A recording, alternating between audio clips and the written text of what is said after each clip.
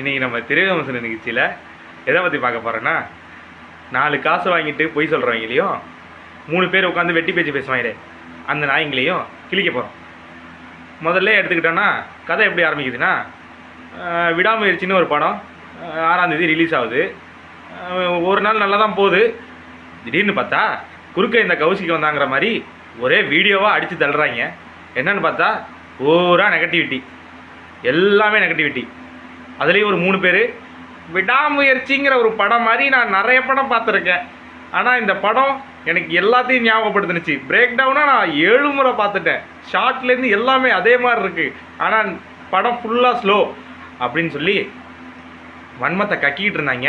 இவங்க இப்போ மட்டும் தான் கக்கினாங்களான்னு பார்த்தீங்கன்னா, படம் ரிலீஸ் ஆகிறதுக்கு முன்னாடிலேருந்து சரி, படம் ஆரம்பித்ததுலேருந்தும் சரி ஃபுல்லாக கக்கினாங்க.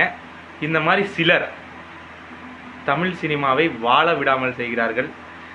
என்னென்னா ஒரு படம் ரிலீஸ் ஆகிருக்குன்னா அந்த படத்தை எப்படிலாம் கொண்டாடலாம், எப்படிலாம் ஒரு மக்களுக்கு எடுத்துகிட்டு போகலாங்கிறத விட்டுட்டு அந்த படத்தை எப்படி அழிக்கலாம் அப்படின்னு திட்டம் போட்டு சில பேர் சதி செய்கிறாங்க.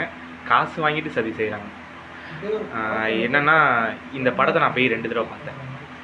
உண்மையிலே படம் சூப்பராக இருக்குது. எனக்கு குறை சொல்கிறதுக்காக எதுவுமே இல்லை. அதனால தான் நான் 2 தடவை பார்த்தேன். இதில் என்னடா குறை இருக்குன்னு கண்டுபிடிக்கிறதுக்காக நான் 2 தடவை பார்த்தேன். இந்த படத்தில் குறைன்னு சொல்லி எதுவும் இல்லை. மேபி ஃபஸ்ட் ஆஃப் ஸ்லைட்லி ஸ்லோவாக இருக்கலாம்.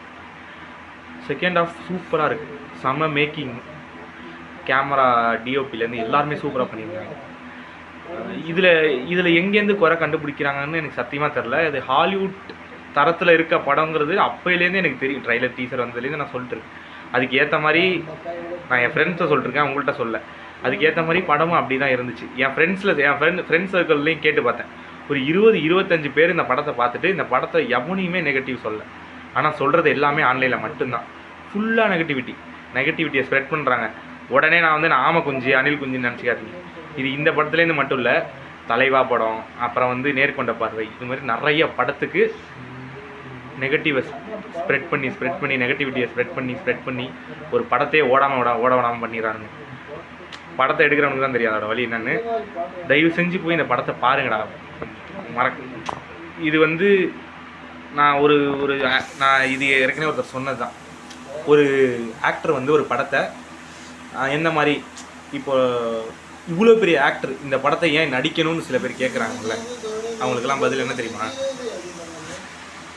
இப்போது சாதாரணமாக ஒரு படத்தில் மாஸ் சீக்வன்ஸ், ஆக்ஷன், டான்ஸு இதெல்லாம் இருந்தால் தான் ஒரு படமாக ஏற்றுக்கிறீங்க அப்படிங்கிற மாதிரி இருக்கும்போது, நேர்கொண்ட பார்வை மாதிரி ஒரு படம், சமூகத்துக்கு தேவையான படம். அந்த படத்தை அவர் எடுக்கிறதுக்கான காரணமாக என்ன சொல்கிறாங்கன்னு சொல்லி ஒருத்தர் சொன்னார்.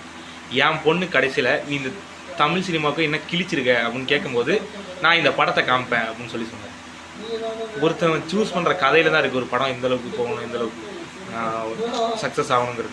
ஹீரோனா மாஸ் மட்டும்தான் பண்ணணுங்கிறது கிடையாது. இப்படிலாம் நீங்கள் போயிட்டு இருந்தீங்கன்னா தமிழ் சினிமா 1000லாம் அடிக்கவே அடிக்காது. 1000 கோடிக்கு வாய்ப்பே இல்லை. தயவு செஞ்சு போய் படத்தை பாருங்கள்.